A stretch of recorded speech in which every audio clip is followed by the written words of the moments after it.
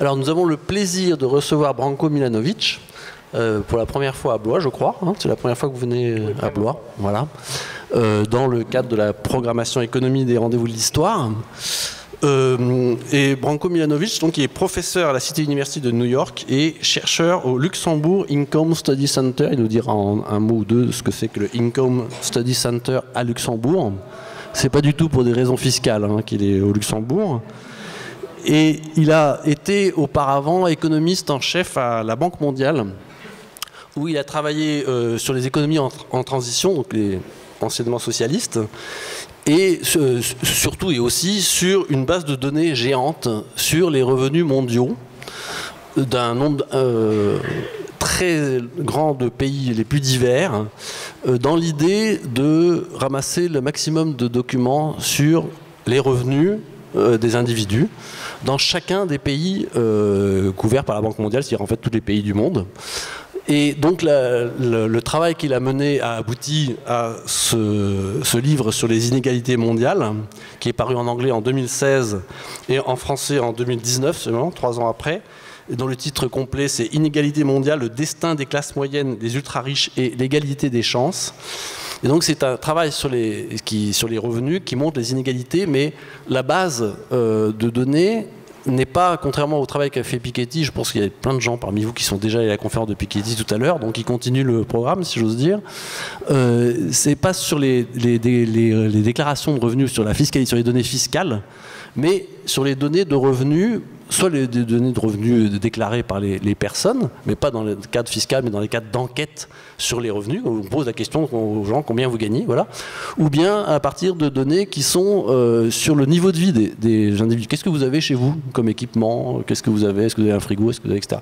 Donc le point de vue n'est pas tout à fait le même que celui de Piketty au départ, en termes de données, mais le résultat porte aussi sur les inégalités, et en particulier pour aboutir à la courbe, je ne sais pas qui connaît cette courbe, qui s'appelle la courbe de l'éléphant. Alors qui connaît la courbe de l'éléphant? Levez le doigt pour qu'on sache quand même. Ah oui, quand même pas mal. Hein. Ouais, quand même pas mal, c'est bien. Voilà, donc l'auteur de la courbe de l'éléphant est ici présent, va vous expliquer comment il a fait, qu'est-ce qu'elle signifie, comment ça marche. Et ça sera dans une première partie de son intervention. Et dans une deuxième partie, on parlera d'un livre qui n'est pas encore paru en français, mais qui est paru aux États-Unis cette année, qui s'appelle Capitalism Alone. The Future of the System That Rules the World, chez Harvard, excusez-moi pour l'accent, à Harvard University Press, et qui va paraître en français normalement en 2020. Si tout va bien, et qui porte sur le sujet donc, du capitalisme, mais pour aboutir à des conclusions assez inattendues par rapport au travail que vous avez fait précédemment sur les inégalités. Voilà, donc ce livre-là, comme personne ne le connaît encore, ça sera intéressant que Branko Milanovic nous le présente et nous explique les conclusions qu'il a tirées, des observations historiques aussi sur l'histoire du capitalisme et son futur. Voilà, mais d'abord, la courbe de l'éléphant. Donc vous nous expliquiez ce travail colossal qui a duré, enfin vous allez nous dire combien de temps ça a duré, mais ça a été très long et très compliqué et avec beaucoup de monde. Hein. Il n'était pas tout seul, heureusement, pour faire tout ça. Il y a des équipes entières à la Banque mondiale qui ont travaillé sur ça. Mais allez-y, racontez-nous. Très bien, merci beaucoup pour tout le monde, vraiment pour être venu ici. Pour moi, c'est la première fois que je suis à Blois. Je connaissais son existence, mais disons théoriquement, maintenant pratiquement, je le vois que ça existe. Bien sûr, je suis très content d'être ici. Je sais que c'est la fin vraiment d'une longue journée pour tout le monde. L'atmosphère est un peu étouffante ici parce que vraiment il fait très chaud. Alors on va essayer d'être un peu, disons, intéressant pour que ce ne soit pas vraiment très, très ennuyant. OK, pour répondre à la question qu'Antoine m'a posée, je voudrais faire 2 points. Premièrement, je pense que vraiment beaucoup de gens ne s'intéressent pas à ça, mais je dois le dire, il y a une différence, comme Antoine vient de le dire, entre les données que j'utilise et les données qui sont utilisées par Piketty et par toute l'équipe, y compris Emmanuel Saez et les autres. les données que j'utilise, ce sont vraiment les données sur les ménages, ce sont des enquêtes de ménages, et ce sont vraiment les données qui couvrent presque tout le monde. Alors actuellement, je suis en train de faire une espèce d'update pour 2013, et j'ai 136 pays. Alors vraiment, c'est presque tous les pays du monde. Alors bien sûr, il y a beaucoup plus de pays comme les îles Solomon et les autres choses, vraiment qui ne comptent pas en termes de population ni de produit national brut, mais ça couvre quelque chose comme 96 ou 97% du monde, de la population et de revenus. Les enquêtes fiscales, c'est-à-dire les données fiscales utilisées par Piketty et par les autres, elles sont très bonnes pour les pays riches où les gens payent des taxes, où il y a un système de taxation, de fiscalité qui en quelque sorte vraiment vous oblige à rapporter votre revenu. Et elles sont aussi meilleures pour capturer le top 1% parce que vraiment les gens riches, même s'ils essaient vraiment d'éviter de payer les taxes, tout de même, ils donnent des informations qui sont relativement valables ou plausibles. Mais pour le reste du monde, il n'y a pas d'informations sur la fiscalité. En Chine, moins de 1% de la population paye des taxes directes. Alors, vous n'avez pas d'informations sur 99% de la population. Alors, ce n'est pas tout à fait clair, parfois, dans leurs travaux, que vraiment, quand vous passez des pays riches, des pays occidentaux, les informations fiscales sont vraiment très, disons, très limitées. Pour la Russie, je pense, c'est 1% ou 2%. Pour l'Inde, ça a commencé par 1%, maintenant c'est 7% de gens qui payent les taxes directes où vous avez des informations. Alors, ce que je voulais dire, c'est qu'il est impossible actuellement, et surtout impossible dans le passé, de faire vraiment du travail sur les inégalités globales en se basant sur les données fiscales seulement. Alors bien sûr, ce que Piketty et les autres font, ils font une combinaison de données administratives, de données fiscales et de données de ménage. Alors simplement sur la question des données et sur le, comment dirais-je, coverage, la couverture du monde. Sur le graphique d'éléphant, je pense que le graphique d'éléphant que beaucoup d'entre vous ont déjà vu, vraiment, il est distingué par 3 points.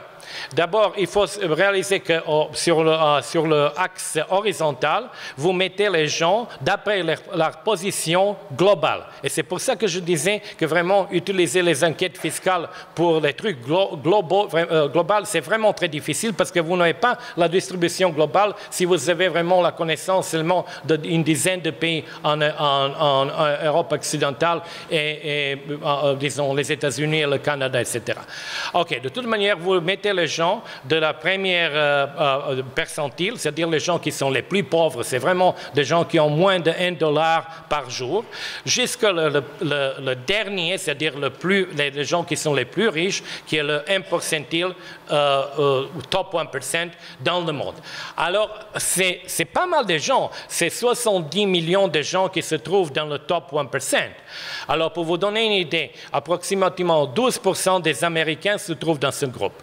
Approximativement 5 ou 6% des Français se trouvent dans ce groupe. 15% de gens de Singapour. 14-15% des Suisses. Et généralement, dans l'Europe occidentale, c'est comme en France, c'est entre 5 et 7%. Alors, quand les gens manifestent et font des démonstrations contre le top 1%, ce n'est pas très clair qui est le top 1%. Est-ce qu'on est vraiment contre le top 1% en France, qui est vraiment un groupe relativement limité et qui sont des gens vraiment très riches au niveau global, parce que le top 1% en France, ce sont vraiment probablement des gens qui sont dans le top 1/10% du monde, ou est-ce qu'on est contre les 70 millions de gens qui sont vraiment, qui font partie du top 1% global ou mondial? Et le graphique, alors, vous avez ça sur l'axe horizontal. Vous rangez tout le monde d'après les revenus par tête. Je ne vais pas expliquer comment on obtient ça, mais disons, revenus par tête. Et sur le axe vertical, vous regardez dans la courbe d'éléphant originelle, vous regardez le changement de revenu réel qui est aussi ajusté pour tenir compte de la différence des prix entre les pays riches et les pays pauvres. Parce que bien sûr, $1 en Norvège vraiment signifie beaucoup moins de choses qu'un dollar en Inde, simplement parce que les choses comme les services ou comme la nourriture sont beaucoup moins chères en Inde qu'en Norvège. Alors on fait cet ajustement-là, qui dépend d'un autre grand projet, mais je ne parlerai pas de ça maintenant. Et ensuite, vous regardez quel est le changement en termes réels, c'est-à-dire combien les gens ont gagné durant ces 20 ans, et dans le graphique nouveau, 25 ans, de la haute mondialisation. Alors, il y a 3 points importants, très importants, salient, comme on dit, dans ce graphique. Il y a le premier point, c'est vraiment aux alentours de la médiane, c'est-à-dire les gens qui sont au 50e pourcentile, mais ce n'est pas seulement eux, c'est vraiment les gens de peut-être 35e jusqu'au 65e pourcentile. Il y a vraiment une très importante hausse de revenus réels, qui dans le cas, par exemple, de la Chine, de certaines percentiles et des groupes chinoises, représente une augmentation de 4 fois par rapport aux revenus qu'ils avaient en 1988. Ça, c'est l'année initiale, c'est-à-dire pensez chute du mur de Berlin. C'est vraiment sur le début de nos données. La date terminale dans le graphique original, c'est 2008, qui vraiment ça marche très bien parce que vraiment c'est la période de la haute mondialisation, de la chute du mur de Berlin jusqu'à la crise financière. Alors, c'est là au milieu que vraiment il y a énormément de gens, ça représente quelque chose, je ne me souviens plus exactement, mais aux alentours d'un milliard de gens, où vraiment il y a en termes relatifs, c'est-à-dire en pourcentage, il y a vraiment des gagnants très importants. Les gens qui ont doublé leurs revenus en 20 ans, et comme je l'ai dit pour la Chine, triplé, dans certains cas comme l'Indonésie, il y a certains groupes, ou par exemple Thaïlande aussi, Vietnam, triplé ou parfois quadruplé. Un autre groupe qui a fait très bien, ce sont les gens qui se trouvent au top 1%, dont je viens de parler, c'est-à-dire ces 70 millions de gens, dont les revenus vraiment ont augmenté d'une manière en quelque sorte plus spectaculaire, parce qu'ils ont gagné autant en termes relatifs, c'est-à-dire par rapport aux revenus de base, mais ils ont gagné beaucoup plus en termes absolus, parce qu'ils commencent avec des revenus par tête qui sont de 60, 70 000, 80 ou peut-être 100 000 de euros ou de dollars par an par personne, et ils gagnent ensuite 50, 60%. Tandis que les Chinois dont je parlais tout à l'heure, bien sûr, ils commençaient avec un niveau de 5 000 $ ou de 7 000 $ ou de 10 000 $ et dont les revenus en termes relatifs sont aussi importants, mais en termes absolus sont moins importants que les gains des revenus pour le top 1%. Alors, ce sont vraiment 2 points. Ce sont les gagnants de la mondialisation. Et je pense qu'on a fait beaucoup de différentes, versions de ce graphique d'éléphant. Alors, je ne veux pas vous embêter avec les différentes versions, mais il y a dans tous les cas ces 2 gagnants. C'était la plutocratie, c'est-à-dire le top 1%, et vraiment les grandes masses de la classe moyenne asiatique, pas seulement chinoise, je viens de mentionner l'Indonésie, le Vietnam, la Thaïlande, etc. Alors, OK, si ça aurait été toute l'histoire, ce serait intéressant, amusant, peut-être c'est quelque chose de nouveau, mais ça n'aurait pas vraiment provoqué l'intérêt, ni ça n'aurait pas donné l'importance politique à ce graphe tant qu'il l'a, gagné à la fin. Pourquoi? Parce qu'il y avait un 3e point qui se trouve au niveau de revenus entre ces 2 points, c'est-à-dire entre les classes moyennes asiatiques et entre la plutocratie. Et ce 3e point, qui est entre les deux, n'a pas vraiment vu beaucoup d'augmentation de revenus. Ce sont des augmentations qui rangent de 0% à 5%, 10%, 15%, mais vraiment qui restent beaucoup inférieures, très inférieures à ce qu'on voit en termes de pourcentage pour les classes moyennes chinoises et pour la plutocratie mondiale. Et le problème, c'est que les gens qui se trouvent là sont, dans la plupart, dans 70% des gens qui se trouvent là, sont des gens des pays riches et des classes moyennes et des classes moyennes inférieures de ces pays-là. Les autres 30%, c'est la plupart des gens, c'est les gens de l'Europe de l'Est, des gens dont les revenus n'ont pas vraiment augmenté tant que les autres. Alors, vraiment, ce truc-là a vraiment, et je termine avec ça, pourquoi je pense qu'il est très important? Parce que, bien sûr, il vous donne un chiffre, une chose dont on avait en quelque sorte l'idée. Alors, le graphe d'éléphant, en quelque sorte, vous donne la preuve, disons, en termes numériques, de quelque chose qu'on ressentait avant et qui avait des résonances politiques. Et je pense que ça vous donne aussi une idée de deux possibilités, ou disons deux alternatives, deux politiques deux options qu'on pourrait utiliser pour augmenter les revenus ou la position des classes moyennes occidentales. La première, vous vous dites, OK, s'il y a des problèmes avec l'augmentation des revenus des classes moyennes occidentales, il faudrait changer quelque chose avec la mondialisation. Il ne faudrait pas, je simplifie, mais il ne faudrait pas que tous les gagnants soient vraiment les Chinois ou les Asiatiques. On fait quelque chose avec ça. En quelque sorte, c'est ce que Trump est en train de faire actuellement. La deuxième possibilité, on se dit, OK, d'un point de vue cosmopolite, vraiment, ce qu'on vient de voir vraiment avec l'augmentation des revenus en Asie, vraiment, c'est une révolution, et c'est une révolution qui est très bonne pour le monde en général. Vraiment, il est très, très bien pour le monde qu'il y a beaucoup plus de gens qui ne sont pas pauvres. On vient pour la science de la Chine, on voit vraiment cette diminution de la pauvreté absolue qui vraiment n'a pas de pendant dans l'histoire du monde, on n'a pas un autre cas où tellement de gens sont devenus tellement plus riches durant une période relativement courte de 40 ans, mais vraiment sans faille, c'est-à-dire d'une année à l'autre.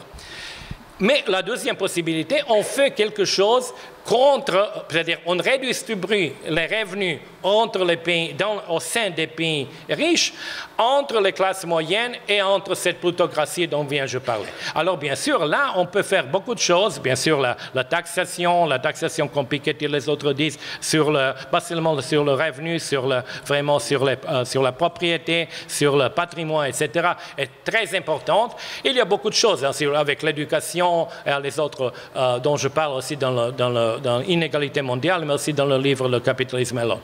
Mais je pense que ça illustre vraiment deux options politiques.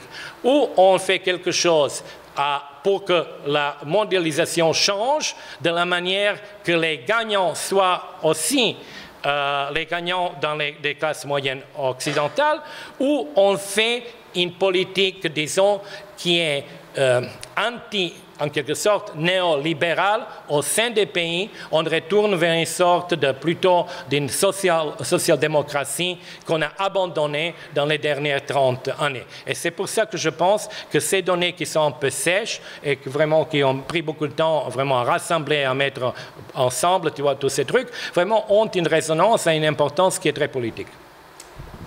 Très bien, en effet. Mais il y a quand même une question, c'est que on peut conclure, comme Piketty le fait d'ailleurs, de ce constat des inégalités, qu'il faut faire une redistribution massive à l'échelon national. Entre les deux, autrement dit, entre les deux options que vous présentez, est-ce que vous avez une préférence ou pas? Bon, j'ai vraiment une très claire préférence pour la distribution au sein des pays. Et je vais expliquer pourquoi j'ai cette préférence. Premièrement, j'ai cette préférence parce que du point de vue vraiment global, il est très difficile d'un point de vue, disons, cosmopolite, il est très difficile d'être contre les choses qui ont apporté une amélioration de revenus et de façon de vivre revenus à une grande majorité de la population mondiale. Je vais dire ça en termes très théoriques, mais il me semble que c'est très difficile d'être contre ça. Vous pouvez être contre ça pour des raisons politiques. On a parlé durant la session sur la Chine. Peut-être que l'Amérique voudrait vraiment freiner le développement de la Chine pour des raisons politiques. Mais si vous vous intéressez au développement et si vous vous intéressez, disons, à au futur de l'humanité en quelque sorte, ces développements-là vraiment sont très positifs. Alors il ne faudrait pas essayer de tuer les développements qui sont positifs. Mais deuxièmement, je pense que pour les pays riches eux-mêmes, un retour vers un domaine, d'ailleurs c'est dans le livre Capitalisme Alone, vers un domaine capitalistique qui serait plus restreint qu'il ne l'était pas durant les dernières 30 ou 40 années, vraiment serait une très bonne chose pour les pays eux-mêmes. Alors c'est pour deux raisons, pour des raisons, disons, de l'humanité générale ou pour des raisons plus, disons, de manière étroite. Pour le bien-être des pays occidentaux, je pense qu'il faudrait vraiment se concentrer sur la redistribution au sein des pays. D'accord. Alors justement, venons-en à l'autre livre, Capitalisme Alone, qui n'est donc pas encore traduit. Mais ce qui est un peu contre-intuitif, si vous voulez, c'est que dans ce livre, vous expliquez que contrairement à toutes les critiques sur le capitalisme, sur le pronostic sur l'effondrement du capitalisme tel qu'il peut être extrêmement répandu dans les médias, dans l'opinion, dans les débats actuels, sur le thème de on est arrivé au bout du système parce que catastrophe climatique, parce que croissance des inégalités, ce qui est le constat que vous faites effectivement, ou parce que les classes moyennes occidentales sont laminées, c'est le constat que vous faites en effet, parce qu'il y a des crises, une instabilité récurrente. Donc cette crise, cette triple crise donne le sentiment qu'on est arrivé au bout d'un système, au bout d'un cycle qui est celui du capitalisme. Et dans le livre Capitalisme Alone, votre thèse de départ, c'est de dire c'est juste l'inverse. C'est-à-dire qu'on n'a jamais été autant historiquement dans une période de triomphe du capitalisme qu'aujourd'hui.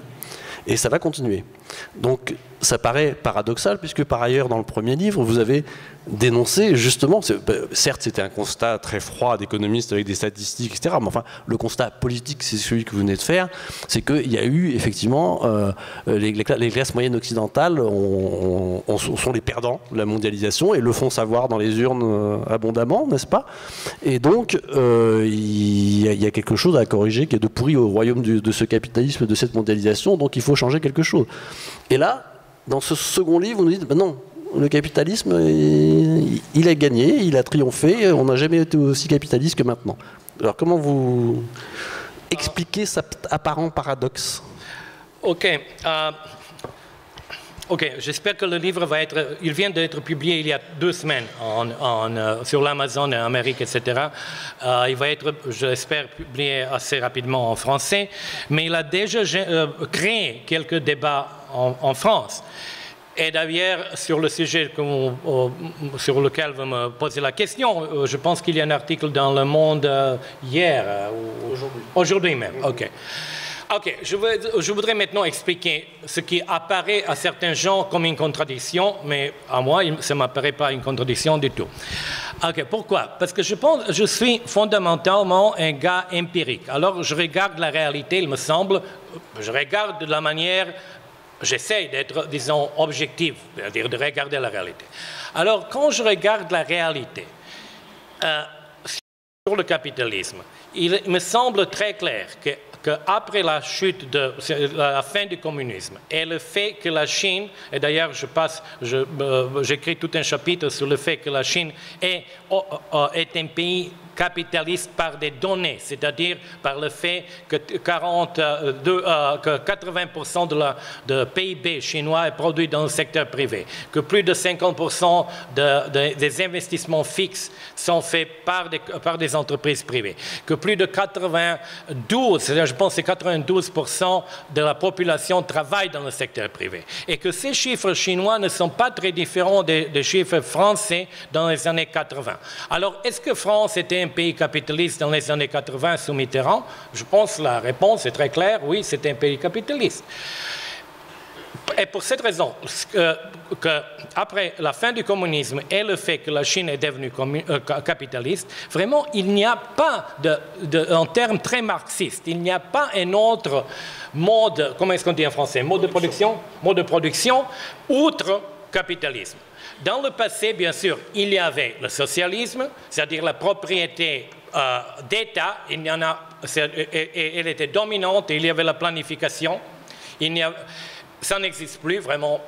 Presque rien, ou ce sont vraiment des coopératives et les autres, ce sont des modes de production qui existent, mais sont vraiment très marginalisés actuellement.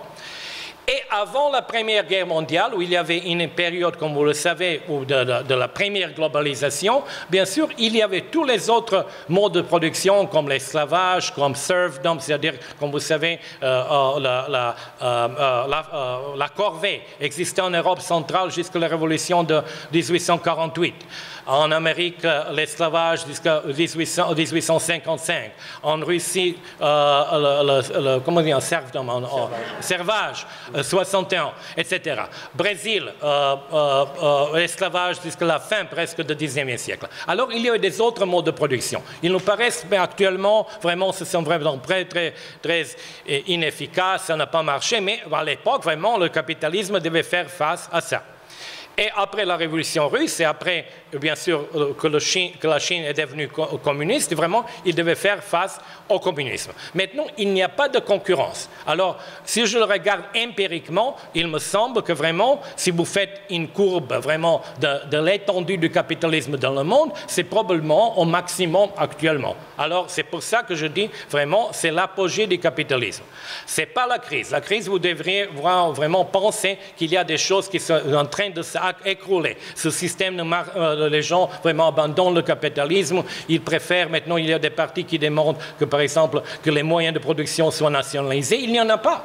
Alors, c'est pour ça que je dis, c'est une chose. La deuxième, je l'ai mentionné, c'est vraiment fait partie de livre dans le dernier chapitre, on voit vraiment de plus en plus ce qu'on appelle commodification, c'est comme, comment est-ce qu'on commodification, marchandage. Commercialisation, parce que c'est le terme marxiste qui existait, commercialisation, vraiment écrasante et très étendue dans notre vie privée. Alors, je vois vraiment ça avec le fait que pour la première fois aussi, notre maison, notre temps libre, nos voitures sont devenus vraiment de moyens de production. C'est par définition. On avait des appartements, mais les appartements étaient la propriété personnelle. Maintenant, un appartement est le capital, parce que vous utilisez cet appartement pour le louer à quelqu'un, tandis que vous n'êtes pas à Paris ou ailleurs. Alors, il y a une capitalisation, une commercialisation très poussée. Et chacun, on participe à cette commercialisation, c'est-à-dire on augmente l'importance en quelque sorte des relations marchandes dans le monde. Alors pour ces deux raisons-là, l'étendue du capitalisme géographiquement et l'étendue du capitalisme dans nos vies privées, que je pense est vraiment une chose extrêmement importante, il me semble qu'on est en train de vivre vraiment une apogée de capitalisme. Alors, s'il y a crise, alors je termine avec ça, s'il y a crise, c'est que dans les pays riches, il y a cette dissatisfaction dont on vient de parler, qui est provenue du fait que la mondialisation n'a pas bénéficié les classes moyennes dans la mesure où étaient originellement vendues par les politiciens. Et je pense une autre chose qui en quelque sorte, alimente cette dissatisfaction est que le capitalisme s'est aussi, disons, étendu dans la sphère politique. Actuellement, je pense que tous les politiciens sont perçus vraiment comme des entrepreneurs. On entre en politique parce qu'on veut gagner de l'argent ou en politique, ou on gagne de l'argent en sortant ensuite de la politique et en vendant, disons, ce qu'on a appris, les connexions, les choses, comment les choses marchent en politique.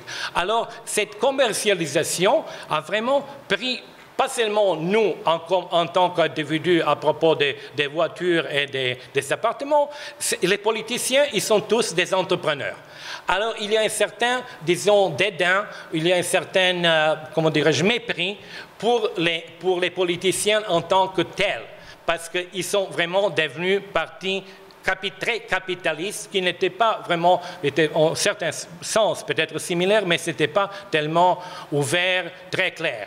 Alors, je pense que c'est pour cette raison la dissatisfaction et ce qu'on appelle la crise de capitalisme. Quand je vois des bouquins qui disent comment est-ce que le capitalisme va terminer, moi je me demande de quoi est-ce qu'ils parlent. Parce que si vous regardez ces deux faits que je viens de citer, l'étendue géographique et l'étendue personnelle, il me semble qu'il n'a jamais été plus fort. Alors, mais il y a la crise il y a des dissatisfactions qui est due au résultat de mondialisation et deuxièmement à la commercialisation de la politique et manque de confiance et manque d'autorité des politiciens. Et c'est une autre chose qui d'ailleurs il indique à mon avis vraiment est encore un triomphe du capitalisme parce que le capitalisme a déjà repris la sphère politique aussi. D'accord.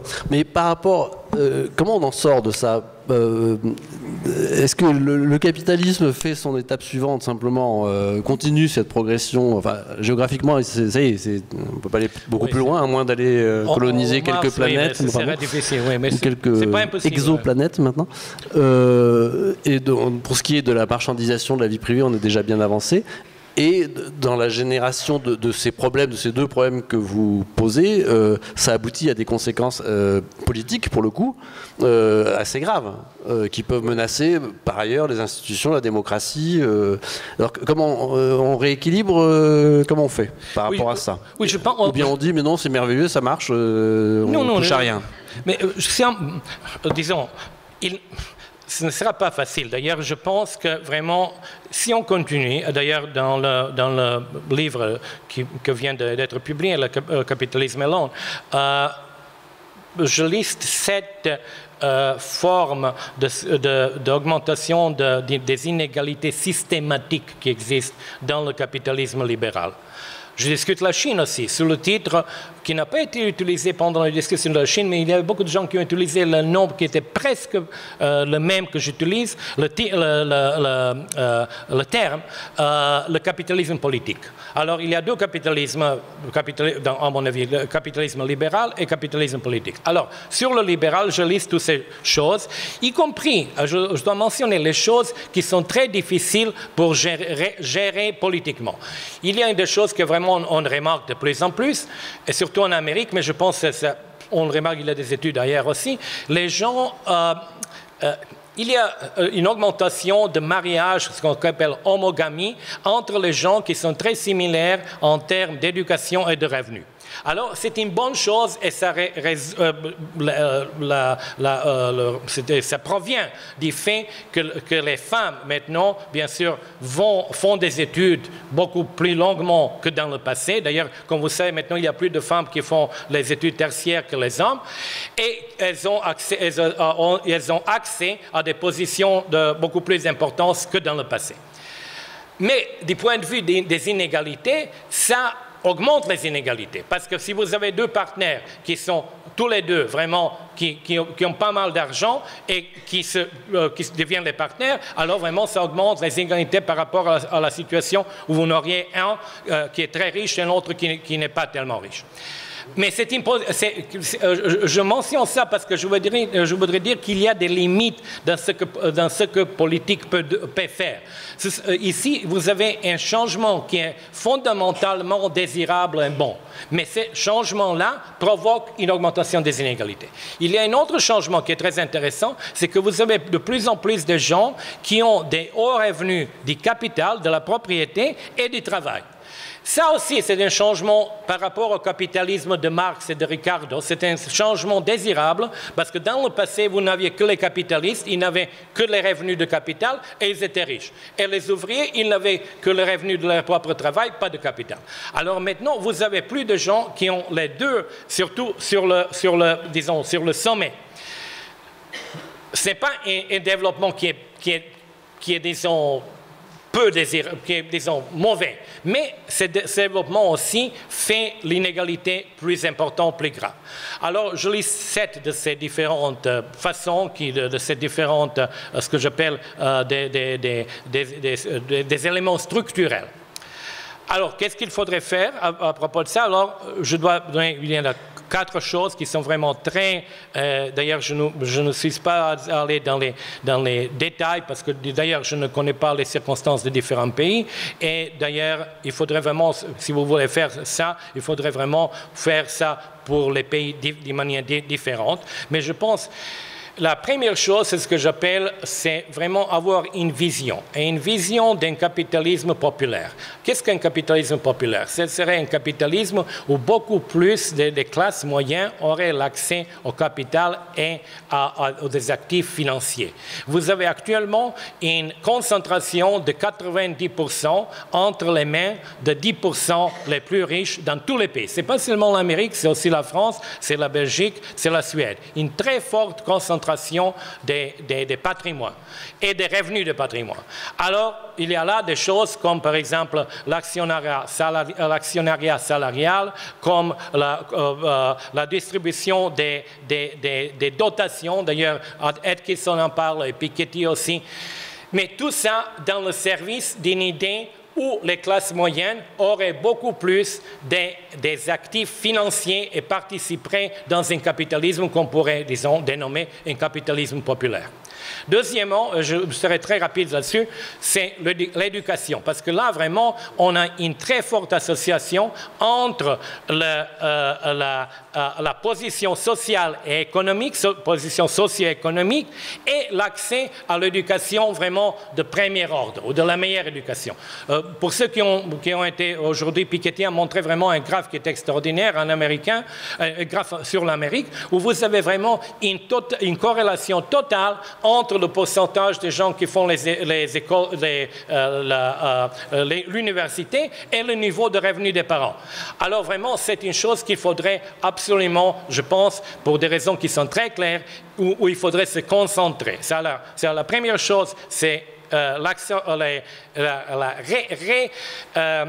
que j'appelle déconcentration des patrimoines ou des revenus de capital. Deuxième chose, l'éducation. Troisième chose qui est très controversiale, et je ne parlais pas de ça, c'est sur l'immigration. Parce que je pense qu'il faudrait vraiment faire un paquet. On ne peut pas laisser l'immigration ailleurs. Si on fait des choses vraiment sur les patrimoines, sur l'éducation, il faut vraiment faire face à l'immigration parce que vraiment c'est le changement bien sûr du travail, c'est-à-dire le nombre de travailleurs dans les pays riches. Mais je ne parle pas de ça parce que vraiment c'est beaucoup trop, il y a beaucoup trop controverses là-dessus. Peut-être qu'il y en aurait une séance l'année prochaine. Il faudra quand même éclairer. Sur ce que vous voulez dire à propos de l'immigration. En quoi ça joue un rôle dans l'équation dont vous parlez? Mais ça joue un rôle parce que je pense que sans avoir une politique sur les immigrations qui a vraiment aussi des implications sur la mondialisation dont on fait la mondialisation, on aura la situation, d'ailleurs encore, je fais référence à la situation de l'Afrique et de l'Europe dont on vient de parler aujourd'hui. Alors, s'il n'y a pas une politique vers l'immigration d'Afrique en Europe, et avec les écarts de revenus qui existent actuellement et avec l'augmentation de la population africaine qui est énorme et qui est vraiment la seule région du monde où il y aura cette augmentation de la population, vous aurez vraiment des problèmes, on aurait des problèmes extraordinairement importants dans le siècle qui vient. C'est pour ça que je pense qu'il faut vraiment intégrer l'immigration dans ces changements. Et quatrième changement, c'est à mon avis absolument indispensable, surtout pour les pays comme les États-Unis, c'est le financement public des élections. Parce que ce qu'on a actuellement, c'est un dérapage très clair vers la plutocratie où vraiment le pouvoir politique des gens varie en fonction de leur pouvoir économique. Et ça devient très clair, surtout dans les pays comme les États-Unis, où on n'a aucune limite sur les contributions pour des contributions politiques, mais aussi c'est vrai en France, c'est vrai en Allemagne ou ailleurs. Et finalement, si vous regardez presque toutes les affaires, affaires politiques dans les dernières 30 années dans l'Europe occidentale, c'était toujours lié au financement politique. Et ce n'était pas nécessairement que les gens vraiment voulaient voler cet argent, mais ils ne pouvaient pas financer politiquement les campagnes et les autres dans les moyens qui existaient de manière légale. Alors il me semble que c'est un changement absolument indispensable et très radical. D'accord. Merci. Est-ce qu'on va tout de suite pouvoir passer à des questions de la salle, que ce soit sur le premier livre ou sur le livre à venir, dont vous avez eu un bref aperçu. Il y a déjà une question au premier rang.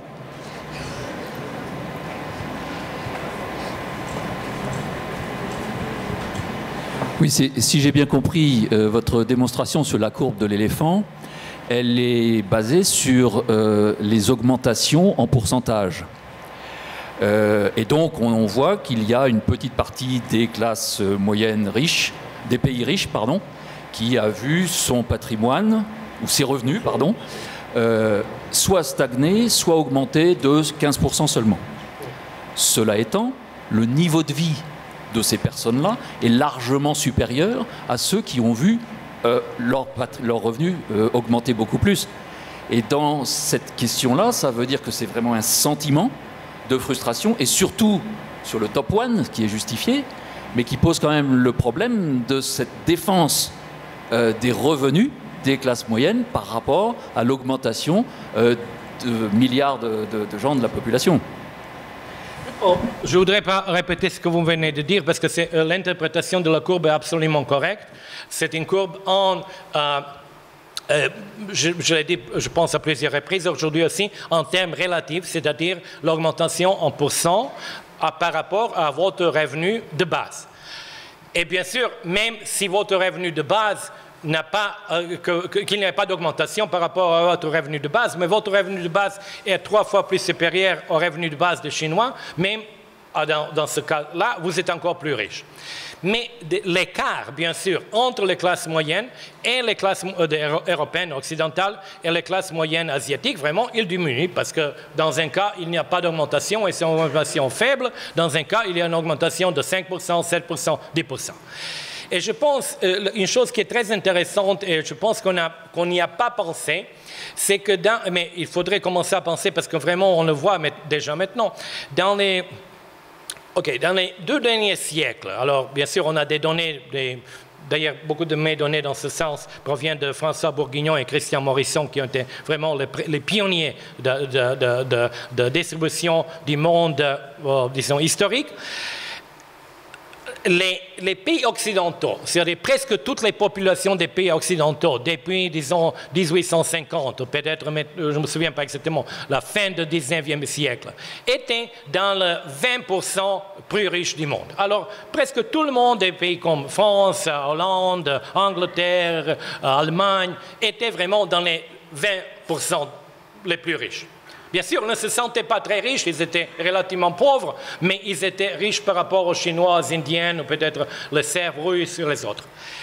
Actuellement, pour la première fois depuis 2 siècles, vous aurez, il y en a déjà, mais vous en aurez beaucoup plus, des cas des Asiatiques qui, disons, en quelque sorte, pénétraient dans ces 20%. Et le pendant de ça est que les classes, disons, pauvres et même des classes inférieures occidentales vont chuter dans leur position globale. Alors, peut-être, ça ne pourrait pas signifier beaucoup de choses, mais finalement, on peut avoir dans 50 ans la situation que la France contient ici, les gens qui sont 50e percentile global, les gens qui sont 70e et les autres, et bien sûr les gens qui sont top 1%. Alors, cette structure rassemblerait beaucoup plus aux structures économiques des pays de l'Amérique latine que de l'Europe social-démocrate. Alors, je pense que c'est une chose à laquelle il faudrait penser dans les années qui viennent. D'autres? Oui, au 3e rang. D'autres? Bonjour monsieur, est-ce que vous pouvez nous en dire un peu plus sur la manière dont les pays devraient envisager l'immigration, puisque c'est un élément à prendre absolument en compte si on ne veut pas courir à la catastrophe? Sur quoi exactement? J'ai raté le... Sur l'immigration. L'immigration, oui. Mais comme je vous ai dit, il faudrait faire une autre séance là-dessus. Non, je suis en faveur, c'est un peu difficile, je suis en faveur Je commence par dire qu'à mon avis, l'immigration, comme le mouvement de capital, doit être sans frontières, c'est-à-dire si on laisse un facteur de production comme le capital, si on laisse les biens, si on laisse la technologie, etc., aller d'un pays à un autre, il faudrait laisser aussi le travail. Ça, c'est ma position initiale. Et je pense que c'est logiquement une position qui est raisonnable.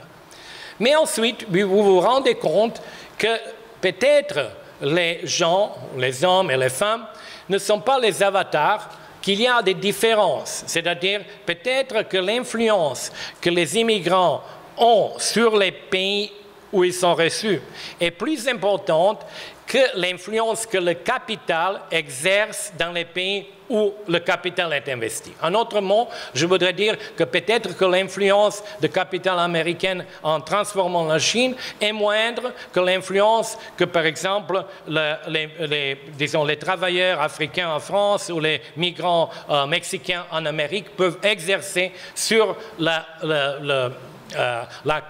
culture ou la société américaine ou française. Alors, dans ce cas-là, j'ai peur qu'avec les espèces de dérapage identitaire, etc., on arrive à une situation où les pays riches diraient qu'ils sont en faveur de l'immigration zéro. Comme il y a tolérance zéro pour une chose, on pourrait dire, finalement, politiquement, tolérance zéro pour l'immigration. À mon avis, vraiment, ce ne serait pas une bonne solution. Bien sûr, pour le monde, parce que toute immigration est bonne pour la diminution des inégalités globales, des inégalités mondiales dont j'écris, pour la diminution de la pauvreté globale, c'est bien pour les migrants, c'est très bien aussi, même pour des pays qui reçoivent les migrants, parce qu'on a besoin de ces migrants pour des immigrants pour travailler. Mais il y a le problème qu'il se peut que les partis politiques ou les mouvements politiques soient suffisamment importants et puissants pour arrêter toute migration.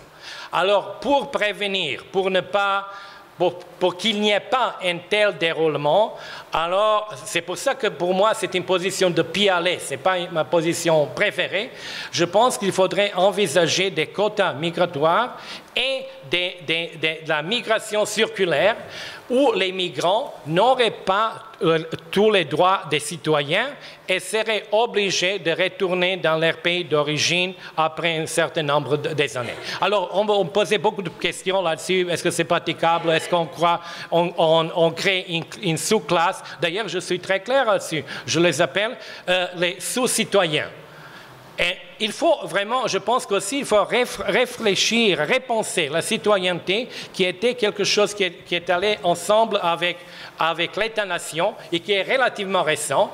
Qu'est-ce que la citoyenneté représente dans le monde intégré de mondialisation? Et je pense qu'il y a de plus en plus disons, sous-citoyennetés où vous achetez, comme vous le savez, pas mal des pays de l'Europe, de l'Union européenne, vendent le permis de travail ou le permis de séjour. Alors c'est aussi la sous-citoyenneté, parce que vous n'avez pas les autres droits. Alors la citoyenneté n'est plus, et je pense qu'elle ne devrait pas être une catégorie binaire, 0 ou 1. Il faudrait trouver des catégories entre les deux, et c'est dans cette optique que je vois la migration circulaire. Comment est-ce qu'on dit circulaire, migration circulaire. Oui. Il y a la possibilité de revenir et de repartir et de revenir contractuellement. Alors oui, ça y est.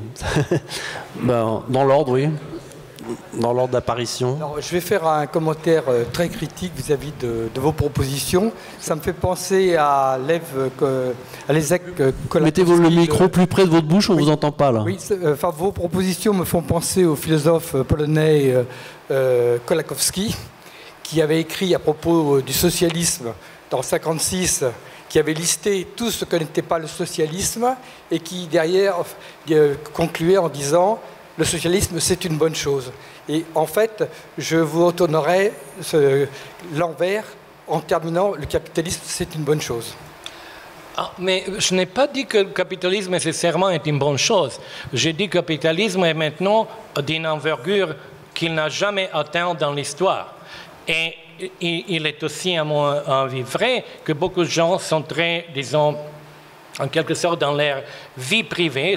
Par exemple, ce que Rawls dit dans Theory of Justice, il dit une société est en équilibre quand les gens affirment par leurs actions privées de chaque jour que vraiment que leurs actions sont en correspondance avec les valeurs de cette société. Alors, il me semble que très souvent, nous tous, dans nos actions quotidiennes, affirmons en quelque sorte les valeurs qui sont les valeurs fondamentales du capitalisme, qui sont, à mon avis, des valeurs qui n'étaient pas... Et d'ailleurs, c'est pourquoi dans le livre, je retourne au départ entre Adam Smith et Bernard Mandeville, qui n'étaient pas au début et qui ne sont pas encore considérés comme des vertus. Ce sont vraiment...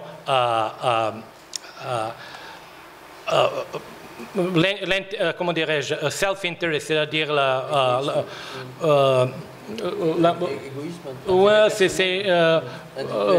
l'amour de soi dans Rousseau, le profit et le pouvoir.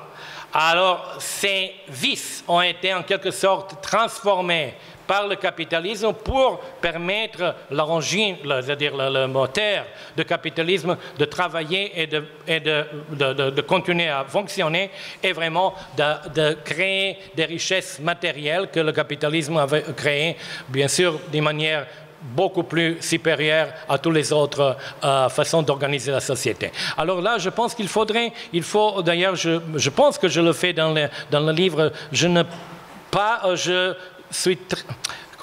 suis très critique envers le capitalisme, mais je vois que ce capitalisme-là, comme je viens de le dire, c'est un capitalisme qui est, du point de vue géographique, très puissant, et du point de vue des activités qu'il invente, les champs d'action qu'il a créés, y compris la politique, il est très, très, très présent dans nos vies. Alors c'est pour ça que j'ai une position, disons, qui n'est pas peut-être facile à classifier. Il y avait d'autres, excusez-moi, il y avait deux ou trois mains qui s'étaient levées dans le fond avant, excusez-moi, et après on reviendra. Ok, je réponds plus rapidement maintenant. Elle se lève plus. Elle se lève plus les mains. Ah si, il y en avait une là-bas. Bon, allez, on va revenir devant alors. Allez-y, là. Et après là. Je pense la dame ici qui est passée.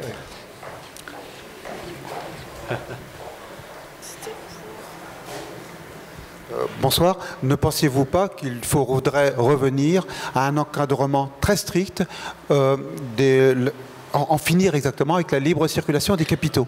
Parce que le problème, aujourd'hui, me semble-t-il, entre autres, il y en a beaucoup d'autres bien sûr, en termes d'inégalité dans le monde, mais un des problèmes, une des raisons de ces inégalités, c'est quand même la quête du plus grand profit possible pour les investisseurs financiers, pour ce qu'on dit rapidement les actionnaires. Je crois qu'on il y a une quête de valeur absolue là-dessus.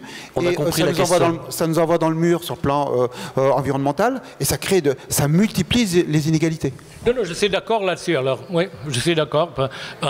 Je suis d'accord que vraiment le capitalisme néolibéral a amené tous ces changements dont je viens de parler. C'est-à-dire c'est un capitalisme qui est, d'une manière très importante, différent du capitalisme de ce qu'on appelle un peu vraiment, je pense, un peu d'imagination, mais on l'appelle les 30 glorieuses, mais je pense que c'est un peu, disons, la gloire est un peu imaginée, mais disons, c'était tout de même un capitalisme qui est différent de celui d'aujourd'hui.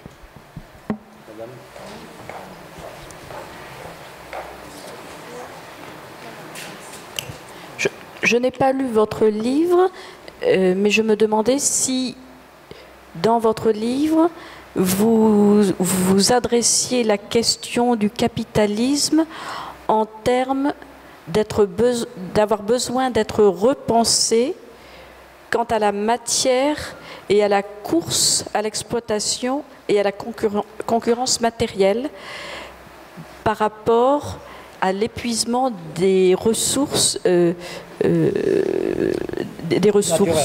Ça c'est vrai que c'est une question que vous abordez pas. Le capitalisme en tant que tel ne peut pas perdurer, n'est-ce pas? Ne peut pas perdurer dans sa course effrénée concurrentielle matérielle. Éventuellement, il y aura un terme à cette course, n'est-ce pas? Et je pense qu'on en est très conscient. Et cela crée un malaise évident, existant, n'est-ce pas? Existentiel d'ailleurs.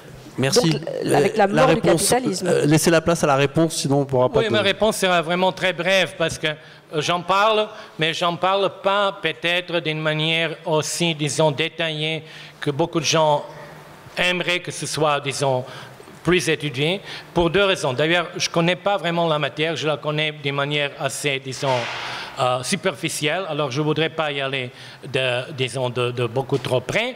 Et deuxièmement, je dois vraiment faire une confession, je suis un optimiste technologique. Je pense qu'avec les incitations réelles, avec les investissements dans l'énergie verte et des autres...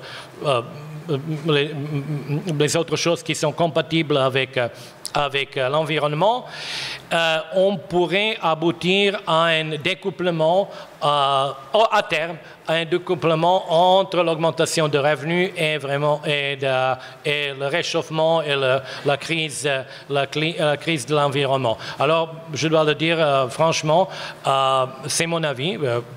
Il y a pas mal de gens qui ne sont pas de cet avis, mais il y a des accords là-dessus. D'autres, oui, il y a quelqu'un, d'accord, qui a le micro déjà. Allez-y. Bonsoir.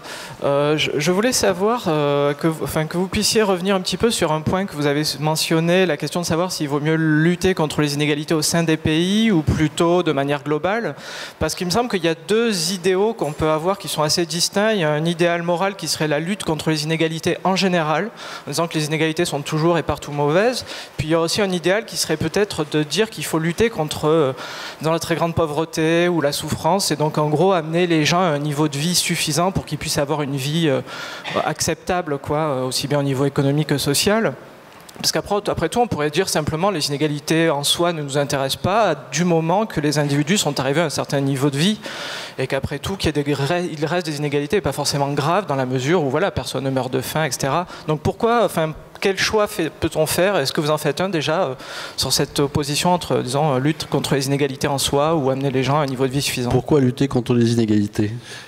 Oui, je n'ai pas compris tout vraiment. Je pense que l'acoustique, du moins pour moi, n'est pas vraiment excellente ici. Mais ok, bien sûr, j'ai compris la dualité entre les inégalités au sein des pays et les inégalités entre les pays. Si vous décomposez toutes les inégalités entre les pays sont plus importantes. Les inégalités entre les pays demandent un taux de croissance supérieur pour des pays pauvres et surtout les pays qui sont très populaires, c'est-à-dire où il y a beaucoup de gens.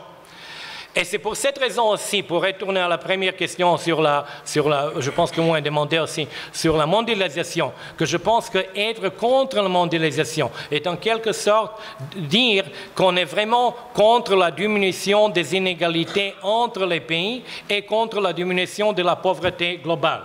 Parce que vraiment, il me semble que la mondialisation est vraiment une condition presque nécessaire, disons, empiriquement nécessaire pour que les pays pauvres, avec beaucoup d'habitants, deviennent plus riches. Alors, dans cette optique, diminution des inégalités demande croissance, et surtout croissance des pays pauvres avec beaucoup d'habitants.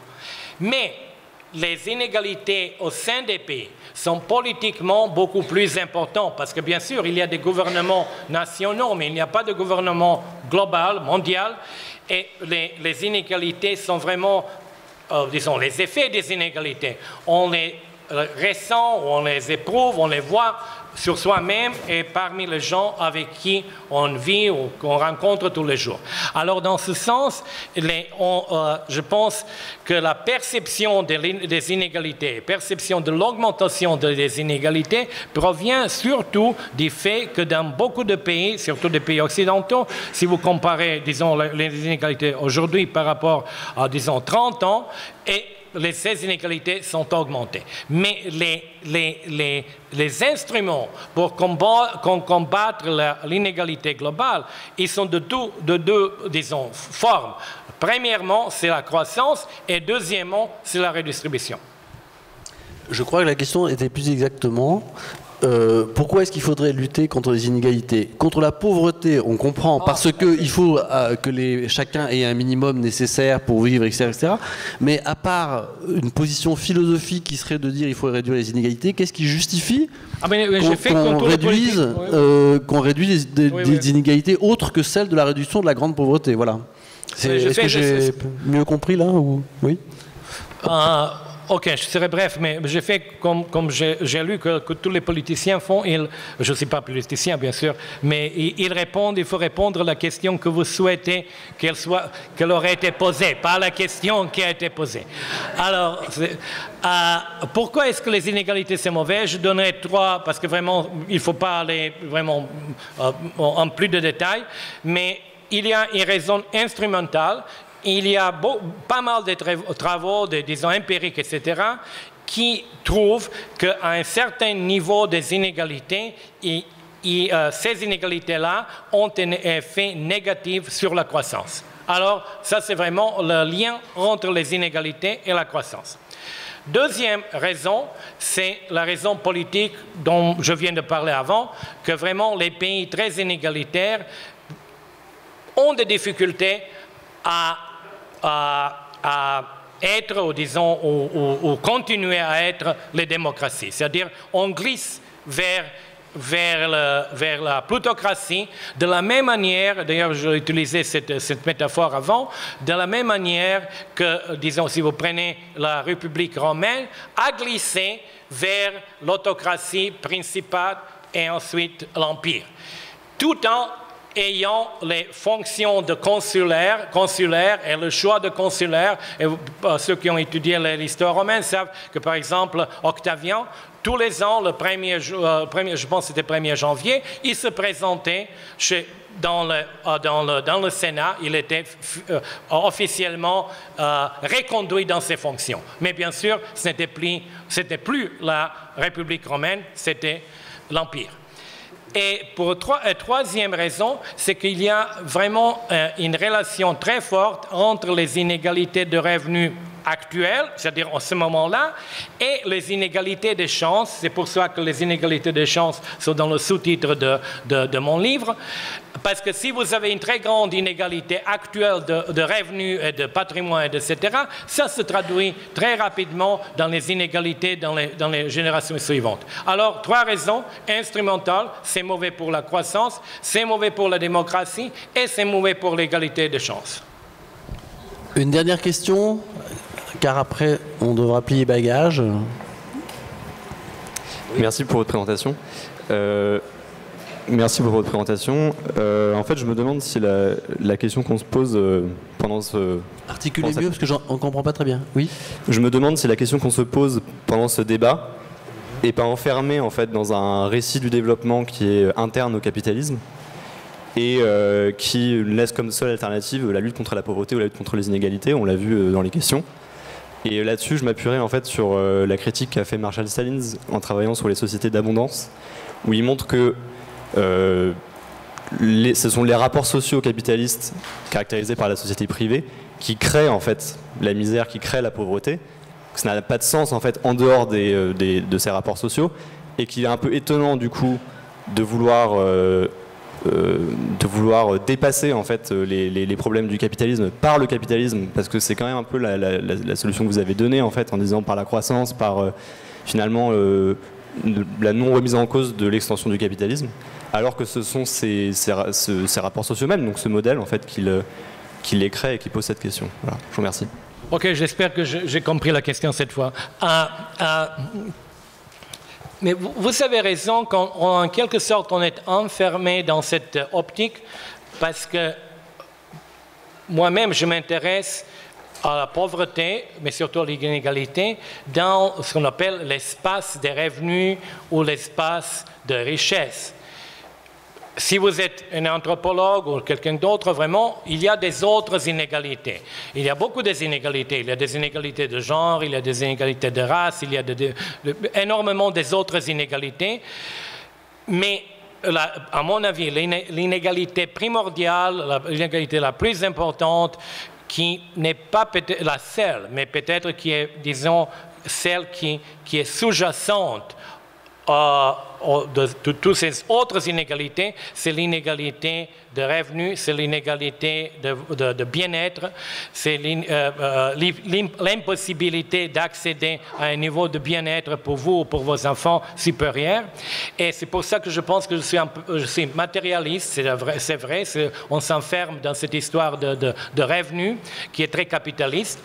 Et ce ne signifie pas que les autres formes des inégalités sont non existantes, ne sont pas importantes, mais j'ai un temps limité, je m'occupe de ça, je ne m'occupe pas des autres choses. Merci. Bien, merci à tous, merci de votre attention.